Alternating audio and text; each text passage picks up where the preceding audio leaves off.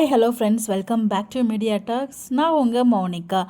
அது எப்படி குமாரி இப்படி ஒரு விஷயத்த வந்து நம்ம நிவின் அவரோட வாயிலேருந்து வந்திருக்கோம் அப்படிங்கிற மாதிரி தான் எனக்கு ஒரு கேள்வி இருந்துச்சு இன்றைக்கி எபிசோட் பார்க்கும்போது. அடே டீம், ஏன்னா நீங்கள் 10 நாள் அம்னீஷாவில் இருந்தீங்களா என்ன அப்படிங்கிற மாதிரி எனக்குள்ளே ஒரு பல கேள்விகள் இருந்துச்சு. இன்றைக்கி எபிசோட் பார்த்து எனக்குள்ளே தோன்றிய கேள்விகளை இந்த வீடியோவில் நான் டிஸ்கஸ் பண்ண போகிறேன். ஸ்கிப் பண்ணாமல் பாருங்கள். உங்களுக்கு என்னென்ன தோணுச்சு அப்படிங்கிறது மறக்காமல் கமெண்ட்டில் சொல்லுங்கள். இன்றைக்கி எபிசோட் ஸ்டார்டிங்கில் வந்து பார்த்தீங்கன்னா நிவின் அவங்க அம்மா கிட்ட 2-3 நாளாக ஒரு விஷயத்த சொல்லிகிட்டே இருக்காங்க.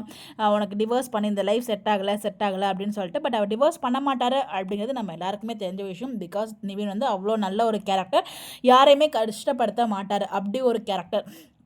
ஸோ கண்டிப்பாக அவர் கொடுக்க மாட்டாருன்னு நமக்கு தெரியும். ஆனால் ஒரு வார்த்தை சொன்னார் பாருங்க, எப்படி யமுனா ரொம்ப நல்லவளா? ஏன்பா மறந்துட்டிங்களா என்ன?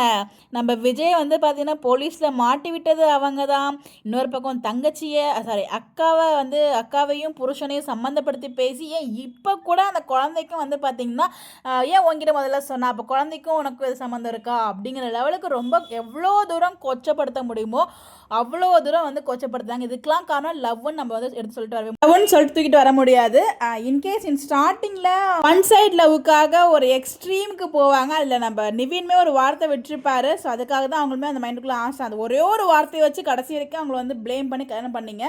அப்போ சொல்லியிருந்தா கூட ஓகே, அவங்களுக்கு ஒன் சைடாக லவ் இருந்திருக்கு. ஸோ அந்த லவ் தான் இது எல்லாத்துக்குமே காரணம், நம்ம அக்செப்ட் பண்ணிக்கலாம். பட் அதை தாண்டி அந்த மனுஷன் மேலே அதாவது அவ்வளோ கஷ்டப்படுத்தி கல்யாணம் பண்ண அந்த மனுஷன் மேலே கொஞ்சம் கூட நம்பிக்கை இல்லாமல், கூட பிறந்த அக்கா மேலே கொஞ்சம் கூட நம்பிக்கை இல்லாமல், உனக்கு உதவி பண்ண விஜயை மாட்டி விட்ட உன்னோட சுயநலத்துக்காக. ஸோ அப்படிப்பட்டவன் நல்லவளா அப்படிங்கிற மாதிரி எனக்குள்ள ஒரு கேள்வி இருந்துச்சு. இதெல்லாம் டீம் மறந்துட்டாங்களா? இன்னும் விஜயை மாட்டி கொடுத்ததுக்கே நமக்கு இன்னும் ஒரு நியாயம் கிடைக்கல. ஸோ விஜயை மாட்டி விட்டது அதாவது யமுனா தான் அப்படிங்கிற விஷயம் காவேரிக்கும் தெரியும், நிவினுக்கும் தெரியும், ஏன் ஒட்டுமொத்த ஃபேமிலிக்கும் தெரியும். எனக்கு தெரிஞ்சு விஜய்க்கு தான் தெரியாது நினைக்கிறேன். ஒருவேளை விஜய்க்கு தெரிஞ்ச மாதிரி காமிச்சாங்களான்னு எனக்கு எங்கேயுமே ஞாபகம் இல்லை.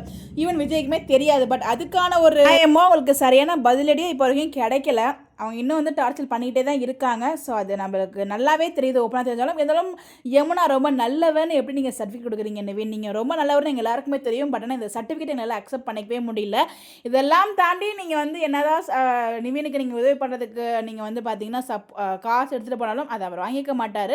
அந்த பக்கம் அவங்க நல்லவன்னு சொல்லும்போது இவங்க அப்படியே ஃபீல் பண்ணி அழுகுற மாதிரி ஒரு கண்ணீர் காட்சிகள் நம்ம ஆல்ரெடி டிஸ்கஸ் பண்ணுது. அதை பற்றி இதெல்லாம் என்னத்தை சொல்ல, இதெல்லாம் எங்கே சொல்லி போய் சொல்கிறது ஒன்றும் புரியலை. பட் ஏதோ டீம் வந்து எடுத்துகிட்டு வந்திருக்காங்க, நம்ம அதை பார்த்துட்ருக்கோம்.